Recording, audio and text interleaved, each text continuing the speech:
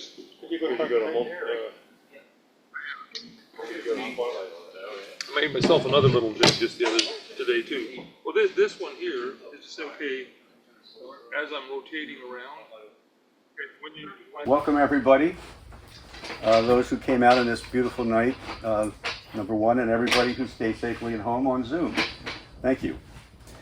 Turn it over to John Kelsey, who has put together a nice spindle demonstration for us. Yeah, hi. So put that first slide up for a sec, if you would. This is a particularly nice example of spindle turning from the Ethical Cultural Center in Philadelphia. What I like is, I like centered ones rather than up and down ones, and I like how voluptuous that is. It's just great. And you look at it real close, you'll see something you'll see over and over again in this demo. The exact shape of the bulbous forms there, which would formerly be called vases, I call them cannons, isn't the same in each turning, and you don't see that until you really study it. The beads are not quite the same in each turning. You don't see that until you really study it, because what you do see is the elevations are all the same. Everything's at the same height, and what we see is lines of light and shadow. And by having everything at the same height, the spindles look all the same, even if they aren't. And as you approach them closer and closer, new details come into view. It's kind of fun. So that's one of the things that attracts me to spindle turning, and that's one of my favorite examples of spindle turning is that particular balustrade, which I stumbled into about 10 years ago, attending a wood carving event at this place in Philadelphia. So what makes it a spindle? Grain of the workpiece is parallel to the lathe axis. The workpiece is mounted at both ends. The tool rest is typically parallel to the lathe axis, and all cuts are made downhill from large diameter to small. You can pretty much count on that with any form of spindle turning. Next slide, show a slide now. We commonly see spindle turning in architectural work. Yeah, these are examples of architectural spindles. The center one, the green and yellow, is a house in Lancaster that has a little bit of everything going for it. The post there, you'll see, looks like it's north-south symmetrical, although it's not quite. It has what's in the middle, an important form that often doesn't get named. That's a reel. Reels are often used as transitions in spindle turnings. The balusters along the railing below that have a north-south direction, an up-down direction. They've got a lot of doodads and details going on, but again, what makes them work, they're very close spaced. What makes them work is that all the elements are at the same height. And then in the screen down below is a skinnier version of the slide we saw a second ago, of a centrally symmetrical turning with a ball in the middle and two cannons, which is a form of that is what we're going to make tonight. But we'll get to that in a bit. As you can see on the other slide, the white ones there, typical balusters, they're typically closer together than themselves are wide, or else they're their own thickness apart. What governs there is the building code. It has to be under, I think, 4 inches. You can't have a space in there that's big enough for baby to get his body through, but not his head. Either the whole baby goes through or nothing goes through. So that's what determines that. And also what you see in this one, this has been painted probably 100 times over the last century. All the ditzy little details tend to smear out. So in outdoor spindle turning, baluster turning, architectural turning, ditzy little details are really nice in the spec in the first place. They don't survive paint. You can also see in these two, and I didn't choose this for any particular reason, I just had the slide. If you look closely, you'll see the forms, the vases are not the same. Going from the bottom, you have a square section, a pommel, you have a bun, a cove, a small bead, a vase with a ring on it, another ring that you can't quite see, a little form that I think is probably called a bird's mouth, another bead, and another pommel. These things all have names, and I don't know.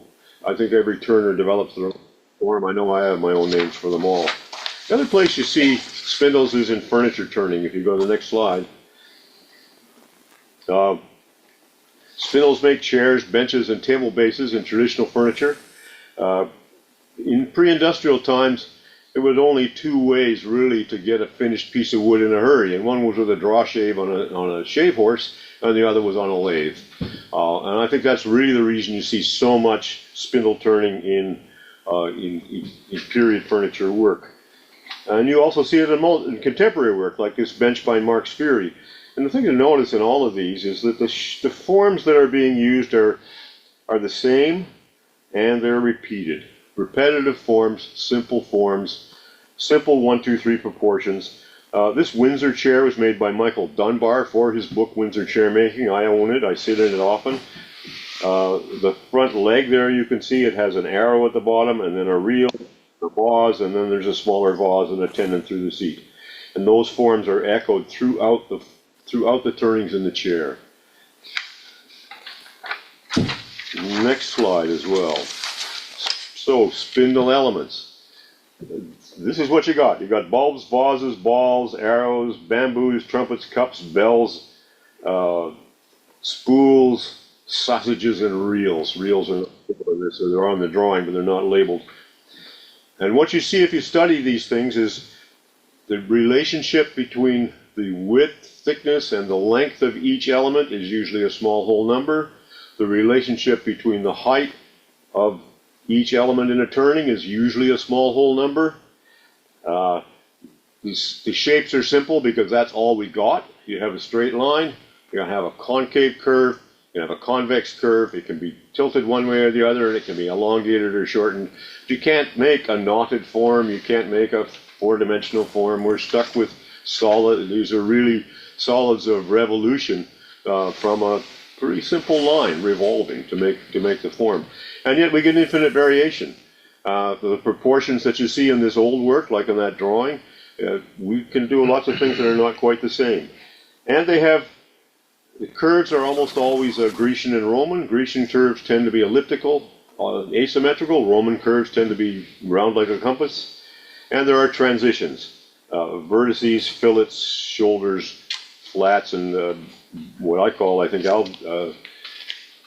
Angelo calls a bird beak, which you'll see a bit of that too. Okay, now spindle design is go to the next slide. Yeah, there. Now, I didn't realize this until I stumbled into this old book and really started to look at spindles closely. Almost all old work only has 3 diameters. It has the outside diameter, a root diameter, and an intermediate diameter. And every element in that turning will probably be brought to one of those diameters. There's no rule that says it has to, but the eye likes that, and the eye likes to see it that way. The eye likes to see rhythmic forms. And a thing that I also learned from one of these old books that it took me a long time to figure out is in a spindle like this, the transition between here and here, that's going to look best if that's a right angle. And you often see them, and this is also a right angle. It looks less good when it's not a right angle. I don't know why that is. It's just the eye likes that. And similarly with most of the transitions in a turning, the eye likes them if they're right angles. They don't look quite right when they're not.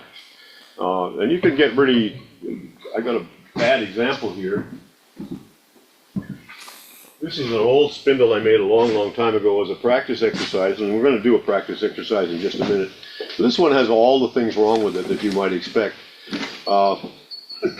It's beads and coves. The coves are not the same. The beads are of different widths. The beads lean and tilt every which way. They're not all the same width. They go out like this. The transitions are nowhere near right angles.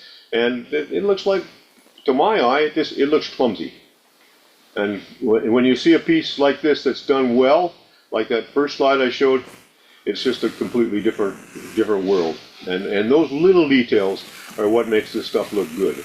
Now this is the kind of practice exercise they used to give us, turn beads, coves, and fillets, and you've done, what, I don't know, 6 or 8 of them and you're done. You can get a lot more better practice with what I'm going to do in a minute. First we're going to do a little bit of tools. Let's see. I wanted to talk about all of the tools briefly. I'm only going to use 4 tools. I'm going to use a skew,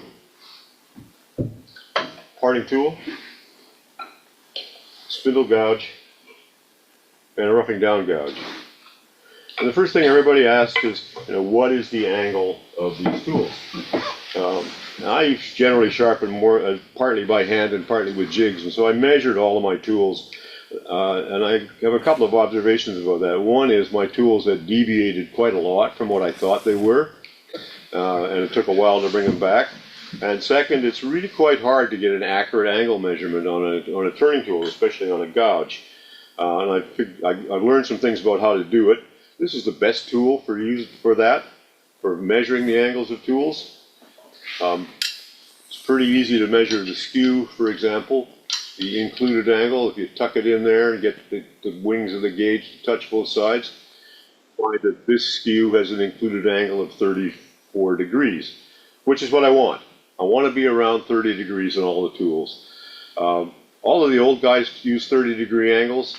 A lot of recent literature got up to higher angles, like 35 and 40 and 45-degree angles, and it works, but it doesn't work as well as a 25 to 30-degree angle. If you want to really get into that, Mike Darlow's written a pretty good book about it, a little book that's available about where he makes a very good case for the 30-degree angle and a lot of ways of getting there. And the skew is also measured as a skewness angle as well as a sharpness angle, and I'll just have you take my word for it. This is a 70-degree skew. When you find your skew is not 70 degrees, it's very tempting to keep working on the bevels, and I like a flat bevel, and I grind it on the flat side of a CBN wheel. It's very easy to try and work on the bevels and change the angle of skewness. That's this angle. It doesn't work. What you have to do is draw on the metal the angle you want and go straight into the grinder to create that angle, and then you can create the new bevels to it. Make the new angle here first and sort the bevels out, rather than the other way around. With a gouge especially, it's not always easy to get a good reading of the angle, and I've never actually ever had the same reading twice. This one also is about 35 degrees, and that's kind of where I want it. This is a fingernail gouge. People call it a detail gouge. It's a half-inch rod, so it would be called in our terminology a half-inch gouge.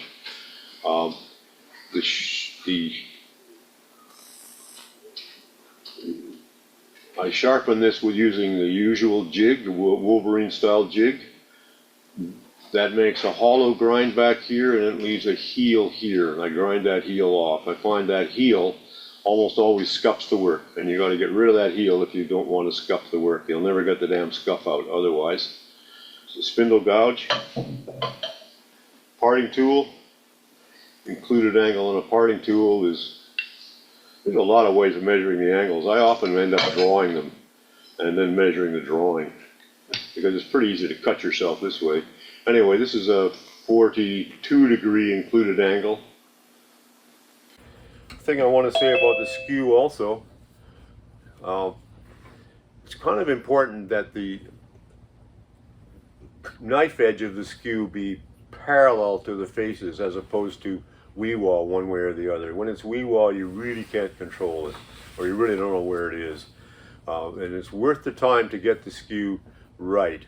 And I found as useful as it is the angle gauge, it's equally useful just simply to measure. And in my shop, I have these little rulers everywhere.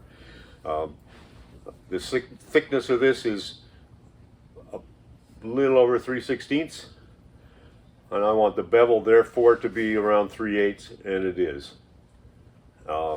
If the bevel is twice the length of the thickness of the tool, you're going to be in the 30-35 degree neighborhood. It's quite hard to really figure out. This is an included angle, so where's the right angle for right angle triangle work? It's two skinny triangles.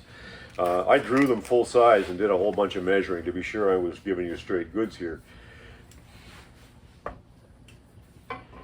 And it's the same with the spindle roughing gouge. The angle here is also, I'm not going to measure it, it's also about 35 degrees. This one, in fact, working its way back to a longer bevel. I would like this to be sharper than it is. This is an 1.5 inch spindle roughing gouge. Call it a spindle roughing gouge because it's only ever used on spindles. The reason for that is this, whereas this is forged from a rod, ground from a rod, this is forged from a flat. There's a really narrow tang here. If you take this over to a faceplate turning and you catch it on the grain, what probably happens, well, I know what happens because it's happened to me, is it's going to grab, it's going to bend right there, and the handle's going to hit you in the chin, or worse. So don't use these on anything but a spindle. Okay, questions, comments on tools? I went over that pretty fast, but I just wanted to get the basics down. Yeah, back there. On your skew, a lot of the skews come with right angled sides. It looked like yours was rounded. Did you do that on a grinder, or did you get a? This is right angle skew, and I have ground the bottom corners round. I would like this bottom to be quite round, and I'm working towards that on the short point. This is a long point and a short point. There are also a lot of skews are oval in section, and a lot of skews come with a curved end there, and I have them all at home. I can't get much good luck out of any of them. They're trickier to use than this. This skew is easier to use and more forgiving to me than the other ones. The other skew I like a lot is this one. It's a German fishtail skew. It's used by the toy makers, and it's I don't know. It's thinner, but I find it works pretty well, and we'll see it in action in a little bit. It's a little bit wider than this one. Does that have a rounded edge on it, John? The German one, does the German one have a rounded? It has a rounded bottom, rounded both edges. Yes. Yeah. And the practical advantage of that is a lot of what you do with the skew is you're rolling the skew over. Well, if this is round and on the tool rest is round, it'll roll nice and clean. If it's square here, it's got a bump, and that bump is going to show up in the work. And you have to learn to work with it.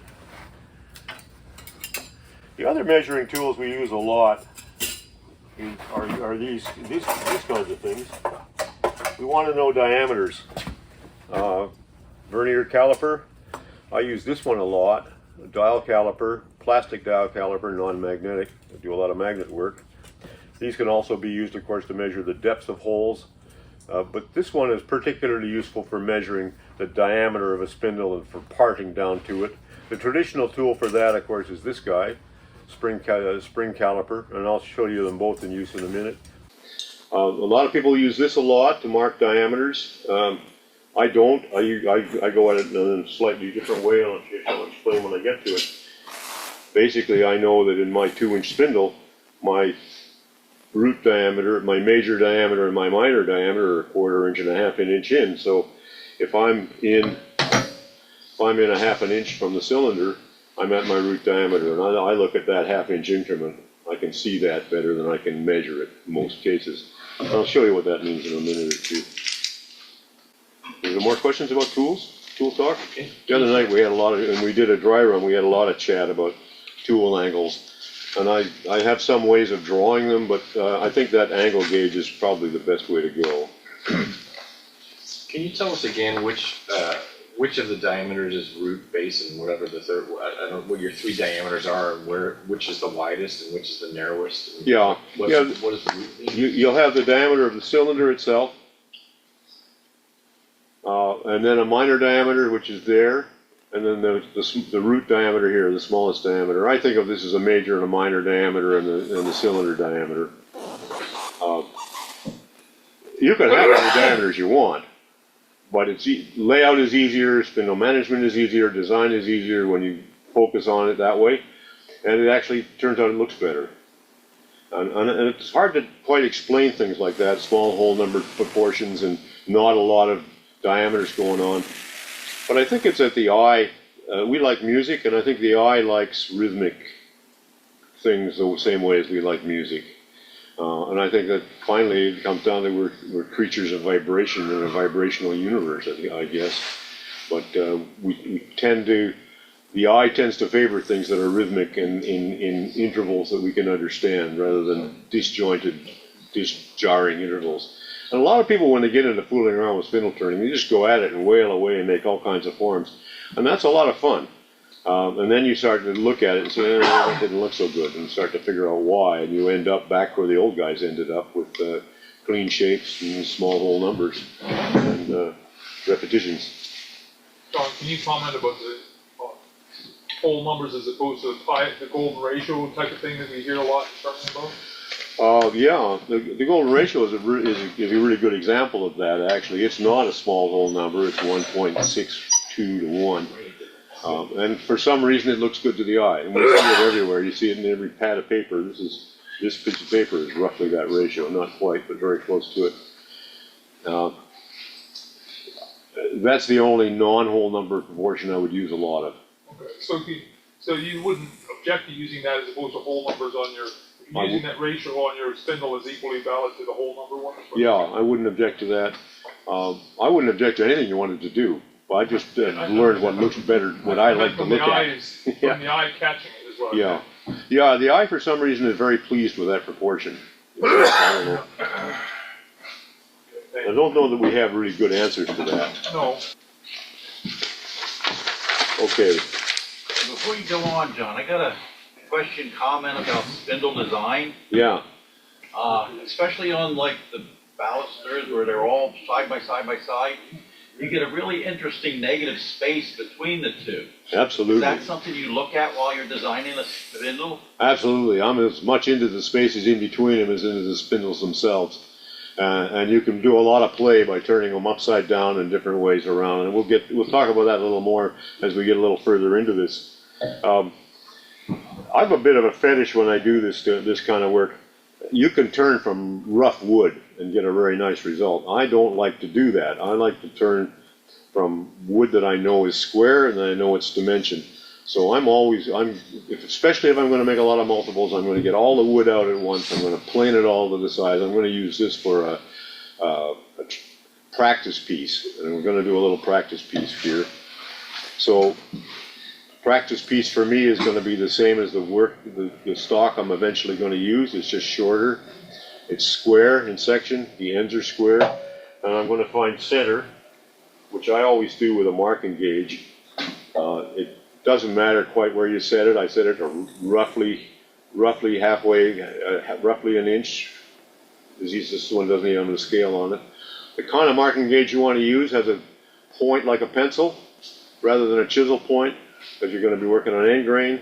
If you're working cross grain, you might want the other kind of point, but this wants a chisel point.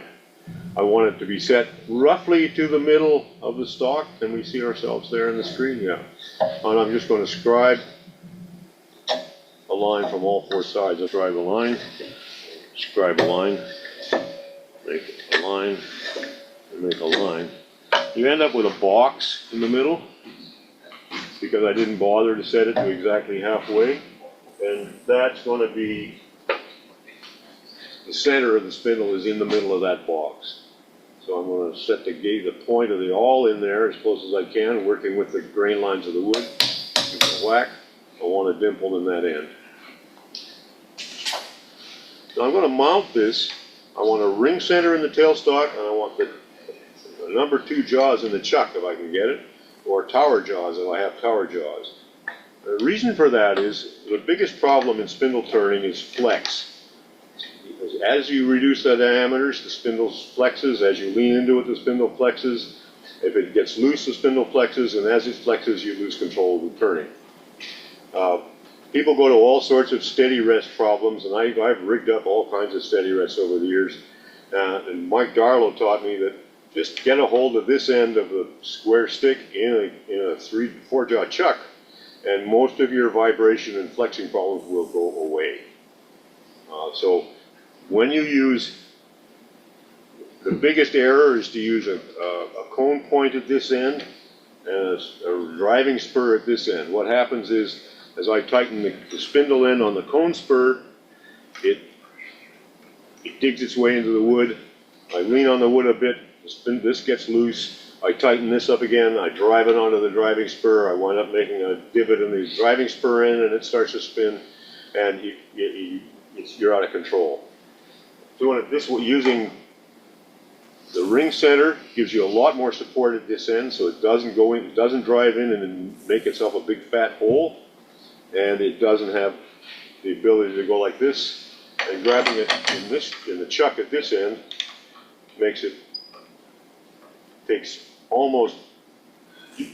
will almost solve vibration problems up to about 3 feet in length. John, are you bottoming it out into the Yeah. jaw with is it square? Yeah, I'm bottoming it out. I'm tightening it on the corners, and that's why I want a square stick in the first place. I want to be able to get this back to the same place. I probably won't ever have to do that, but I want to be able to. Let me see. So that's mounting to manage vibration. We've got a regular tool rest here, and we're going to use the regular tool rest. But if you go to the next, just show a slide quick, I'll show you what I do at home when I'm making a lot of something. Next one, it's there. You can see in the slide there's a long, I have a sample spindle mounted above the lathe so I can look at it. And I'll come to why that in a minute. I have a story stick there that's on top of a workpiece, and then a long round rod tool rest. And that's just a regular iron bar from the hardware store with a poppet in one end that's in the banjo. And my lathe happens to have a couple of holes in this casting at the tailstock, so I bolted on a couple of blocks that'll catch the other end of that long rod. And that gives me a rod the full length of the spindle, and I have a limited amount of adjustment up and down and in and out, but since this is the sort of thing I'm turning a lot of, I don't need any adjustment. So, and that round rod as a tool rest is much easier to get your hands around than one of these is. A number of the grips that you use in spindle turning, which I'll show you in a second, involve wrapping your hands around the tool rest, and this rest is too big to do that. So I'm going to make sure that this is tightened at this end. This is tightened down, this is tightened down, and this is tightened down. I'm going to get everything off the lathe.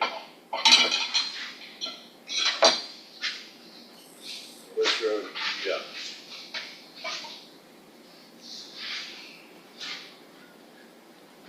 I'm going to fairly arbitrarily mark a pommel. Say there. And there. I want the tool rest to be higher than it is. I'm not familiar with this lathe, so I'm going to wrestle with it for a second. I'll turn that tool rest up to below center. I want 1/4 inch below center, 3/8 below center. And I want to lock this down. Make sure it clears. I want the tool rest parallel to the lathe waste most of the time. So I'm going to sight the tool rest against the lathe waste. I can see it there. Looks good to me. Tighten that down. And I'm going to get all the junk off the lathe.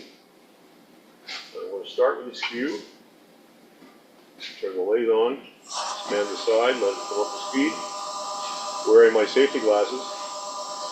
First thing I want to do is distinguish between the square pommels and what's going to be the cylinder of the turn. Skew in my hand, I'm going to go straight in on my pencil mark. I'm going to come beside it and go straight in again. Straight in again. Straight in again. Till I'm down to solid wood. Same over here. I'm turning cypress, by the way. It's a softwood, so it's alternately hard and soft.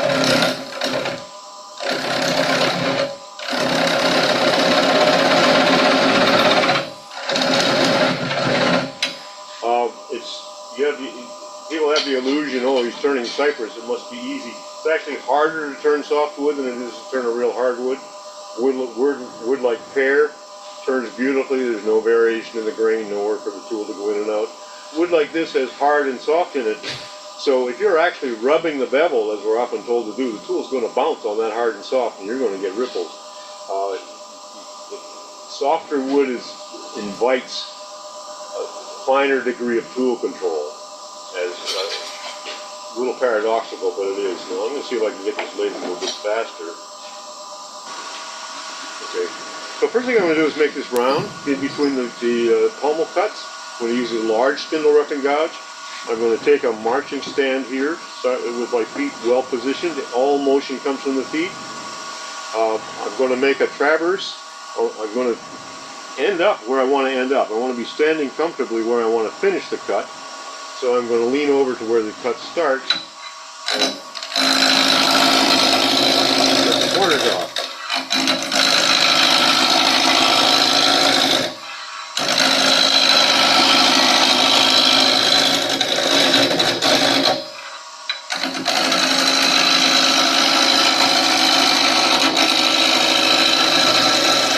I want this lathe to go faster.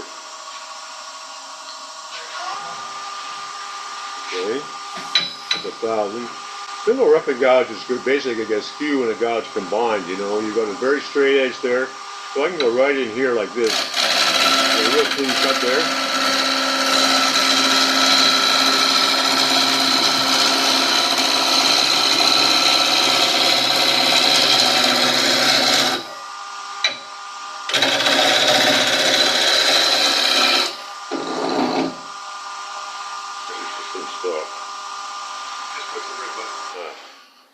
Yeah. I stop the lathe a lot to see how I'm doing. I am not quite square down to around here, so I'm going to get there.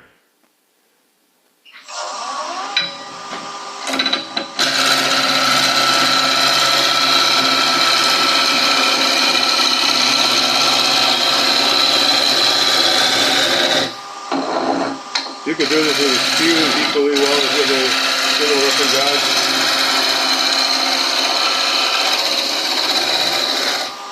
Since this is a practice, no matter what I'm going to do next, and it's almost dead round here, there's still little flat spots, I'm going to move the tool rest a bit closer. If it wasn't so hard to raise it, I'd probably move it a bit higher. And I'm going to use this, I will take the opportunity to practice with the skew. I'm going to raise it a bit. I like this tool rest to be high for skew work.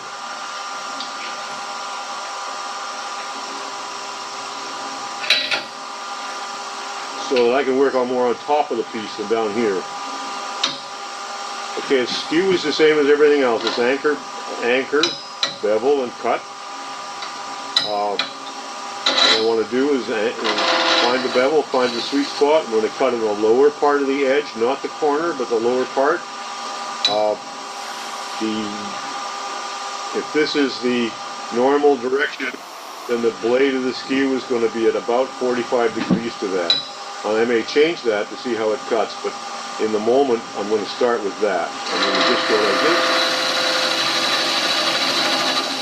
and pare that off. I can nibble away at it. And I can go the full length. I'm going to go the full length. I'm going to use this grip. I've got my room here.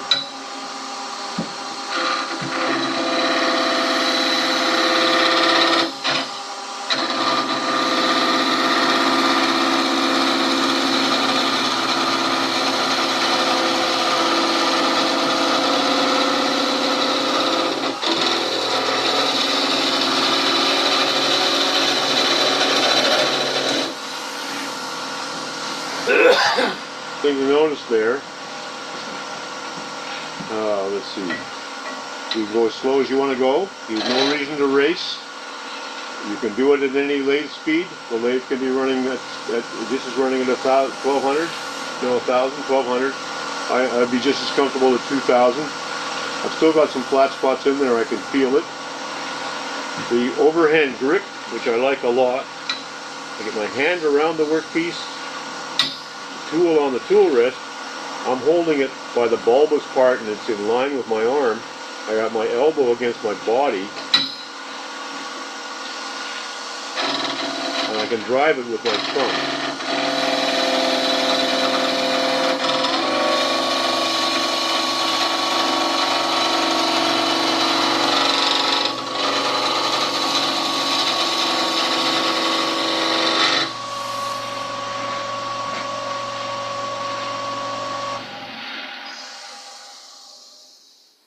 And that leaves a surface that I can sand with 120 and go straight to paint.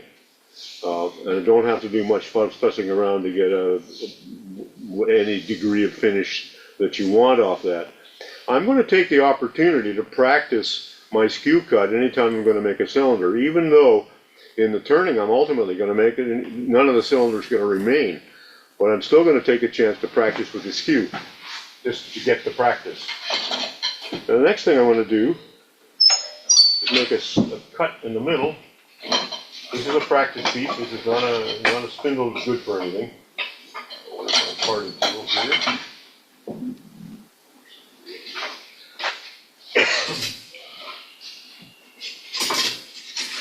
Can I ask a quick question about the rough and gouge? Do you tend to keep that perpendicular to the piece when you're going across?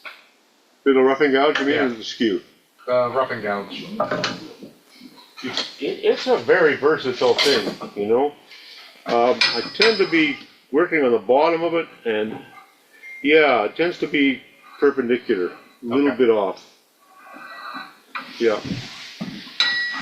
You can do an awful lot with this. You can do an awful lot of shaping with this as well. And I'm going to try deliberately to use different tools for different things. I've got to make some clearance. First of all, I'm going to show you what I do to practice. But first of all, I'm going to make some clearance. This is my old-time vernier caliper. It's a Sears or General. It's tightened down really hard at real close on an inch, a little more than an inch. I want to make it a little more than an inch.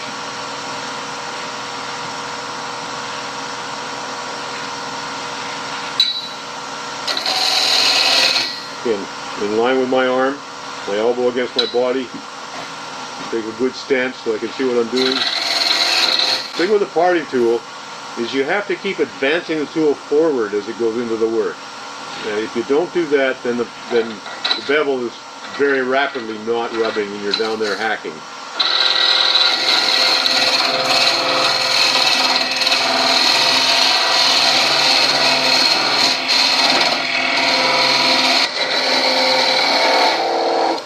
Okay, there's diameter. I can also do diameter. The old guys would do the same thing with this guy. Here's diameter.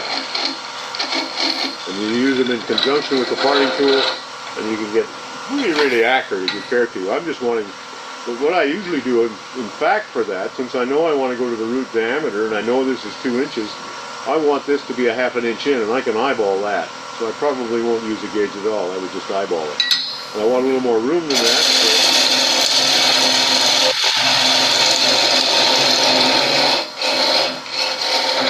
okay, now I want to practice beads. Practice beads, instead of making a whole bead, what I'm going to do instead, organize my tool rest properly, parallel here. I probably want it a little down. I'll keep it where it is right now. I'm going to come in off this corner.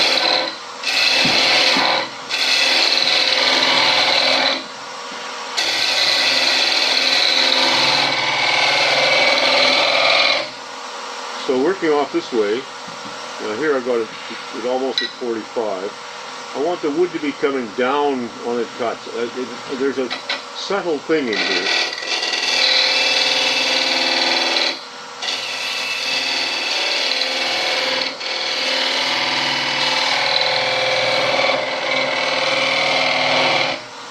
It's hard to explain. It's easy to get a catch and it's easy to not get a catch. When it's cutting right, it just cuts easy. So I could cut this side of a bead, and then I can cut this side of a bead. I'm going to be happier with the tool rest lower. And you can do the same with coves. I'm going to do a practice piece. I'm just going to keep moving this back. I can make 200 cuts on here. And at the end of a couple of 100 cuts, I really will have taught my hand something, versus making 6 or 8 or 10 beads over there. So that's the reason for doing it this way. And when I'm going to take on a spindle challenge, I'll generally do a bunch of these.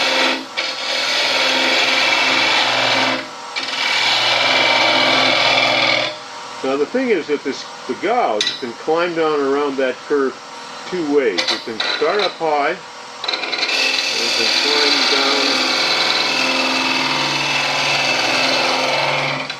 down, or it can start almost level.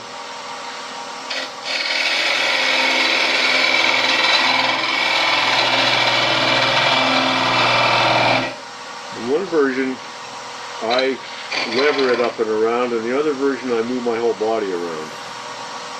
And you can, this is why I would do practice pieces, to find the mode of action that works best for you, and to get the muscle memory of what you have to do to make half beads just into your body. And it gets to be pretty easy.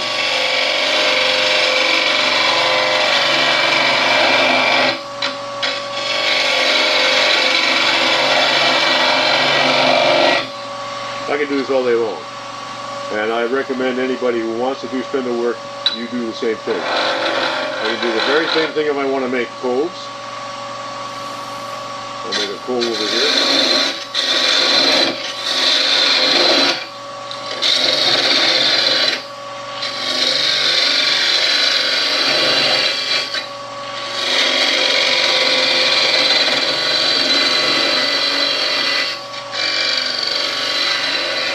With a cove, you're going in level.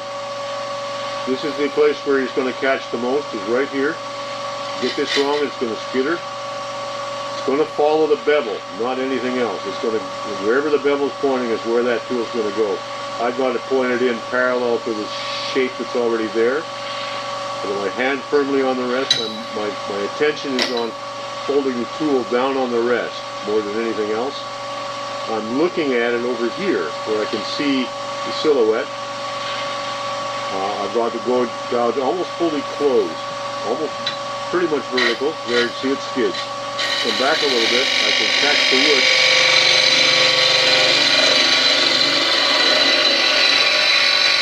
And rotate the gouge from closed to open. Same on this side. And it really helps to position yourself correctly for each cut.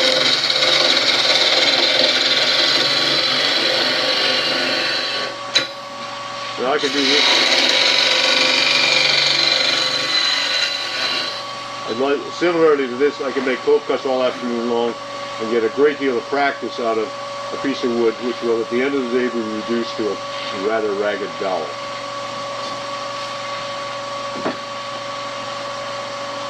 And I recommend that to anybody who wants to fool around with spindle turning. So that's as far as I'm going to go on that one.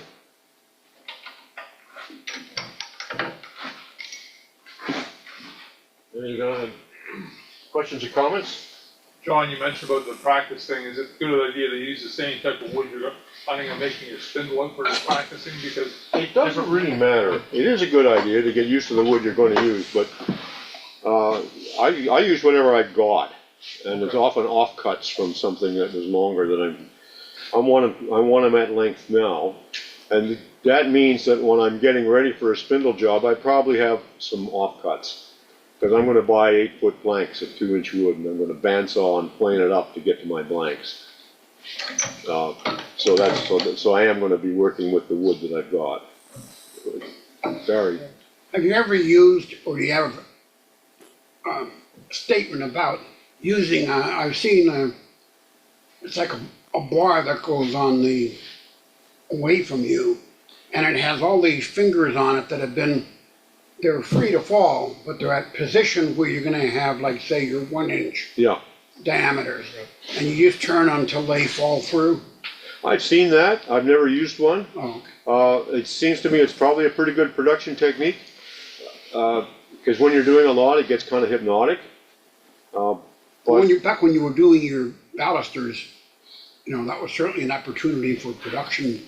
Yeah, but what I find is with my balusters, with these sort of things, you get to where you can make one in 6 or 7 minutes, 8 minutes. So I might make 10 in an hour and a half, and that's it for today. And if I'm making 100, I might do morning and an afternoon and make 20 a day, and I'll be done in a week. And I haven't ever gotten bored. And setting up that apparatus becomes quite a bit of trouble, seems to me, and I'd rather be paying attention to it. But I can see that would work. And there are lots of old guy tricks like that do work. But I have found that if you want to learn tool work, just keep doing this. Keep moving the bead along till you got nothing left. John, when you were cutting the coves, you were rotating from closed to open. Yeah. When you cut the beads, do you rotate the opposite, or do you not rotate at all? Yeah, you rotate the opposite, open to close. Open to closed. Yeah. Exactly. So the contact point pretty much is always at 12 o'clock when you're using the fingernail gouge, when you rotate. No, it isn't always at 12 o'clock. It's just off 12 o'clock. At 12 o'clock, you want the wood to be coming down you want the slicing to be going on. So the cut is more over here rather than square on the end of the tool. Or over here. We'll see it again in a minute. I'm going to get another piece of wood on in a minute. Where I want to go next, though, is another slide. Yeah. For me, any project like this is going to start with a sketch. I don't draw very well, so I'll make a sketch that gives me a clue about where I'm going. And these are the sketches I made to get to where I knew I wanted to make a cannon with a ball in between and a couple of beads and a pommel as a demo piece. And I have a use in mind for this, so that's the drawing I made. From the drawing, now you can turn that off again, I noodled around on the lathe till I got the shapes I like. And by noodling around, I mean, well, first of all, I'll probably work half size for a while. I've got a lot of 1-inch wood, pretty easy, not much. These are about 1 inch or 1 1/8 inch square, 12 inches long rather than 24. I can learn an awful lot about what I want to make by making a lot of these. They take no time to make. I have no investment in wood. I can make a dozen and find out what does happen between the size of the ball, which way around the vase goes, and do I want to square fillet someplace or not. And you can explore all of those things at almost no cost in the wood. And I'll do that at this size. And then when I get that pretty much figured out, I'll turn a sample blank and say, oh, that looks pretty good. And then the first thing I'm going to do once I've done that is saw it in half on the bandsaw. And I'm going to saw it in half a little past, right, so I get a full half. So the falling board that I'm not using is a saw blade width, a saw cut less than half. So the full diameter is right here. And I know that because it split the tailstock center. And with that, I can see very clearly what the shape it is I'm making, and more to the point, I can draw it onto a story stick. So now I can trace the actual spindle I made onto the story stick that I'm going to use to turn all of the spindles. And I have a really clean model that I can look at while I'm making them. The story stick gives me all of the information I need. Now, the reason I want first of all, a clean model when I'm making them, and rather than you think you can just do this, right? Well, I'll tell you what happens. You think you're going to make this, and you wind up making this. It is amazingly easy to do that. So I always have either a full sample or the half sample right there where I can see it, so I know where I'm going. And once I've made the story, I can mount another real blank, and it has a number of characteristics as well.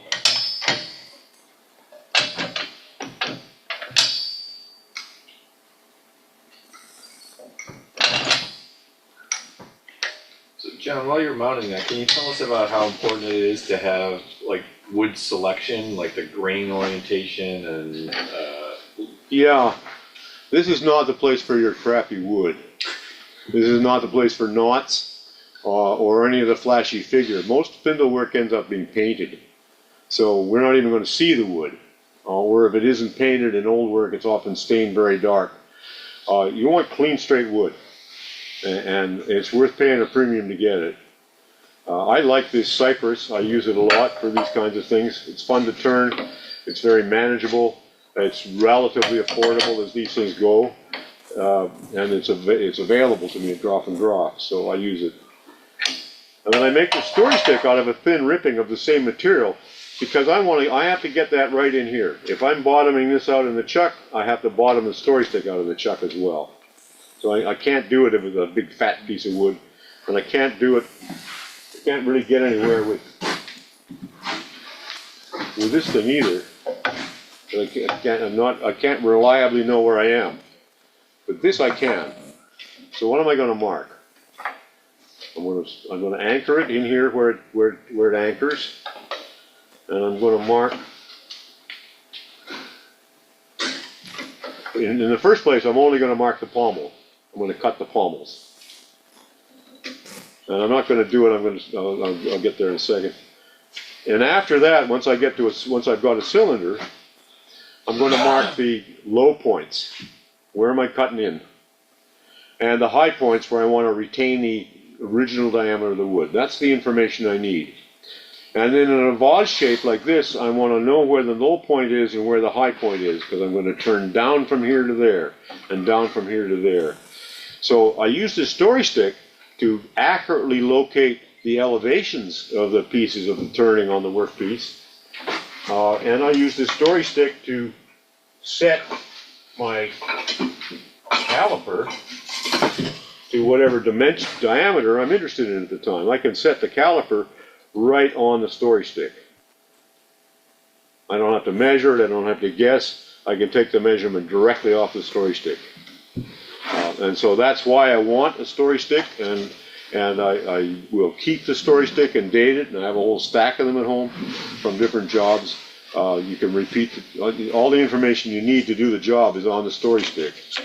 We had a discussion the other day also, and this is part of the story stick thing too. If I want a ball in the middle, and I do, how wide is the ball from here to here? If I make this, if this is 2 inches and I make the ball 2 inches, it's going to look like a fat blob because part of it is disappearing into the work here. Well, it's about 2/3 is the answer. So if this is 2 inches, this is going to be 1 3/8 inches. And then it'll look like a round ball. So from the properly prepared blank, I'm going to mount the blank, I'm going to mark where the pommels are and cut the pommels. And I will then be here.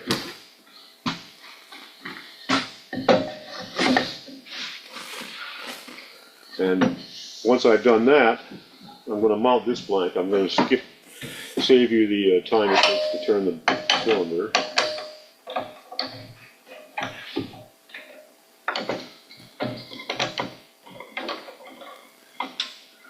I'm being sloppy.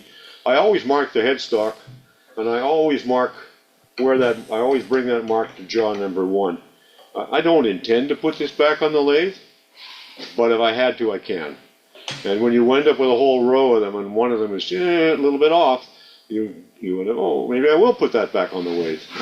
So it helps to be able to do it, even if you don't intend ever to. So here's my mark. I'm just going in at the number 1 jaw. There's the tail caught up. There's that caught up. Okay. Now this looks like it might be a complex turning in some way, but actually, look at what's going on. I'm making a half bead, a half bead, a half bead, a half bead, a half bead, and a half bead. 6 half beads, 2 S curves. That's all there is.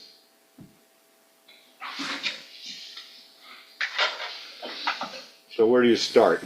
If the turning has up and down symmetry, and no central element, then I'm going to start at the tail and work toward the head. If the turning has a central element, as this one does, I'm going to start in the middle and make that first. I'll put the tool rest in position and cut the ball. So I'm going to come down to there.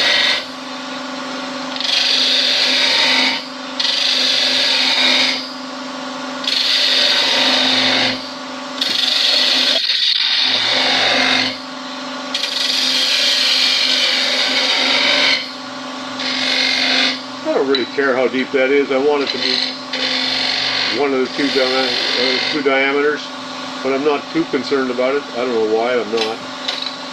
And then I'm coming down to here, down to here. I'm just rolling the gouge. And the cut is happening there, below center, with the wood coming down on it, so it's always running away on it. There's no sideways vectors or strange forces.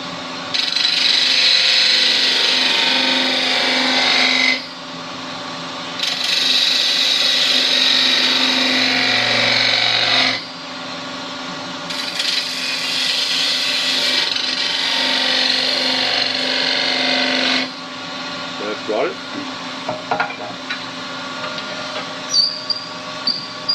That's my central element. And I'm going to make the beads at the ends.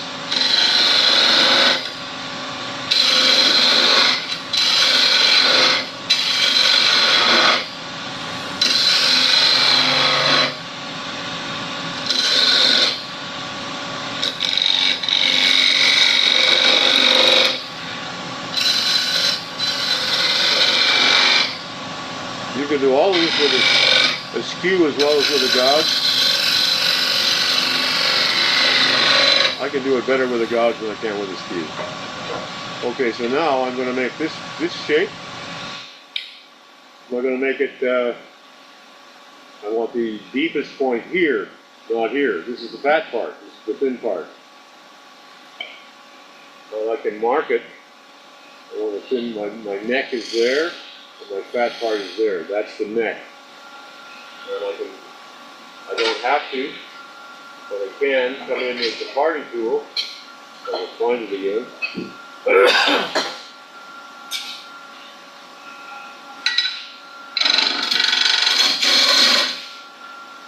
I wanted to show grips.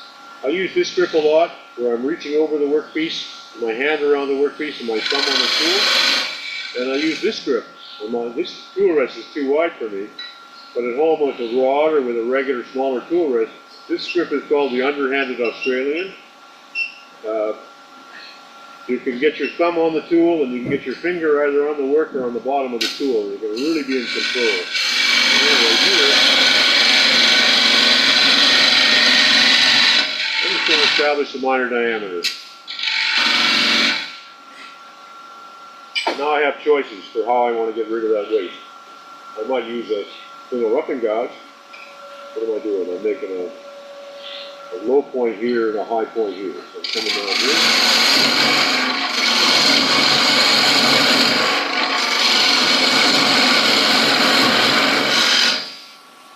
I might use a spindle gouge.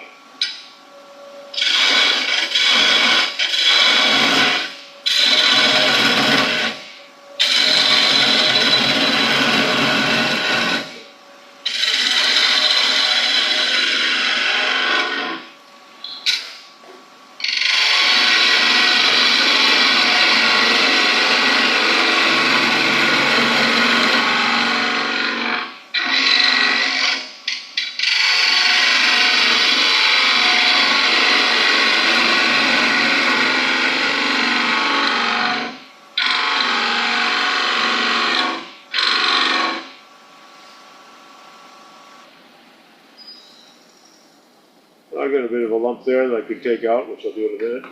But I can also do this same work with the skew. Oh, I'm going to use a little fishtail skew.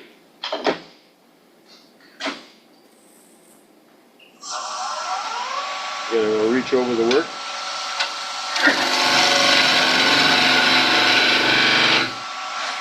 the way I want it. I'm going to come down here a little more.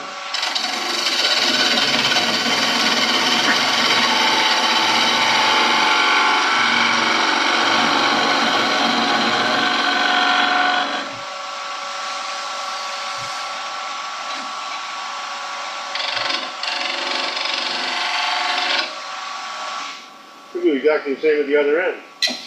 I'm going to do a final, we have cheese.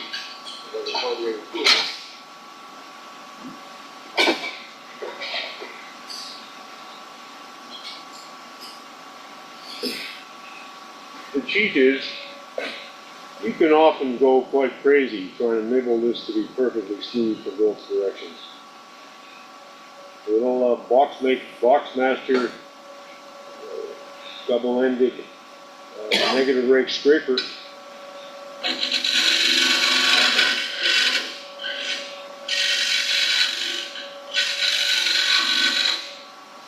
Eliminates a lot of sins.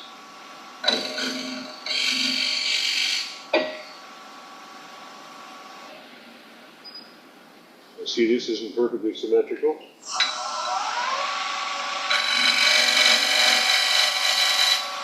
That's perfect.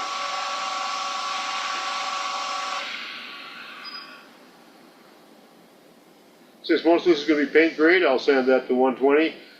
Knock those two corners, the sharpest corners off of here, because paint won't stick to them, and we're done.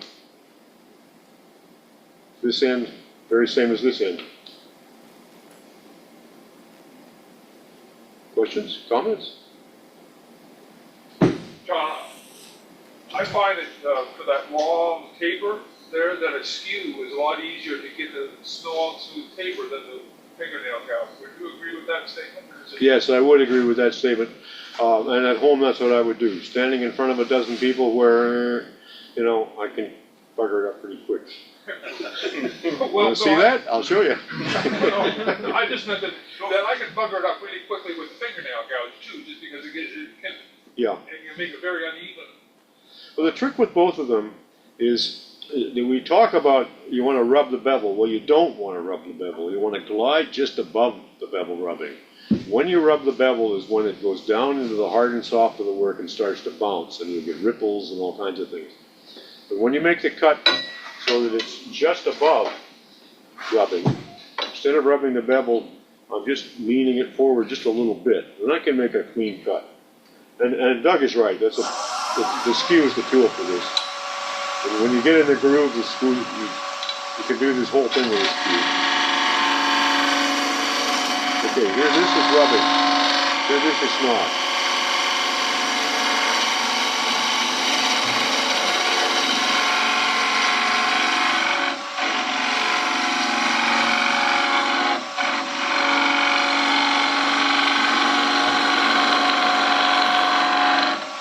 And on a good day, I'll make that all in one cut, right down to there.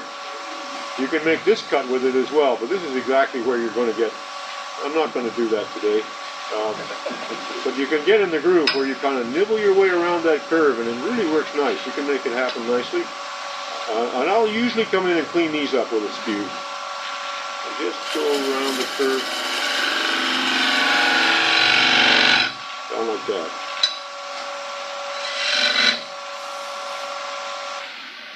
And that leaves a finish that you don't have to sand, you don't have to do anything. This is. If you were going to make chair spindles, would you still have the pommels on there and then waste them off? No. So chair spindles, you would have a tenon on both ends. Yeah. I would still grab this end, make a tenon on this end, reverse it, grab the tenon in a pin jaw chuck, and turn the other end. Yeah. The old guys wouldn't do that. They would use it between a drive spur. I just find that a drive spur and then is a pretty good way to get. You can't keep motion out of it. Whereas you do it this way and you eliminate almost all vibration and flexing. And it doesn't take a minute, but to reverse it if that's what you're going to do. Yeah. When you're using the four-jaw chuck, you don't have to put any force on it to turn it. If you're using a spur, you have to push the spur into the wood, so you're actually forcing it together. That's right. to make it turn, whereas that, you're just gripping it. It doesn't- That's exactly right. And so it can spin freely here. Yes. Whereas with if I'm using a pyramid point, just a straight, straight slope point, it's always, I tighten it up. Oh, I'll tighten it up. And what you're doing is making a bigger and bigger and bigger dimple, and it starts to vibrate, and you get some ribbing on it, and you go, okay, and you tighten it up some more, and pretty soon you've got a pretty big hole over here, and then your spur drive starts to dig, and yeah, it's at the same time. If you're in production, you're going to use this cylinder on the tail, and the usual cross headstock spur on this end, because a guy who's good at it can swap a piece in and out without stopping the lathe. I can't do that, but people do. And you can get at all parts of the spindle. You don't have to worry about the chuck jaws. I'm willing to trade the stability of the chuck jaws for being able to access all parts of the spindle. Because I'm not in production. I'm not trying to make money. I'm not thinking about really how fast it is, except for it's fun to see how efficient you can get. But I don't care if it takes 5 minutes, 10 minutes, 15 minutes to make the spindle. So I don't have to worry about that. I'm sure if I was doing it all day long, I would be using the spur drive, especially on furniture spindles that don't have a pommel on the end. But in this setup, I would deliberately have the pommel. If they're often in furniture, you go pommel on one end and an arrow on the other. It's pommel here, arrow here. And I find it easiest for me to work from here to here. Other people will find it easiest to work from here to here. I find it easiest to get myself in place where I can make all the cuts with right-handed, because I'm a right-hander. Other people will train themselves to switch hands. And that's fun. I'm not any good at it, so I'm not going to try and demo it. Is it more stable towards the headstock? It stays stable toward the headstock. So if you started from the tailstock, I'm starting from the tail to retain the mass, the stability here. right? Yeah, and that makes sense to me. But I've seen people do it exactly the other way around, and it makes sense to them, and I used to say. So that's the essence of spindle turning, I think, as far as I know. It's kind of fun. It's kind of it's a meditation to get into doing a whole lot of them. Thank you, John. Thank you.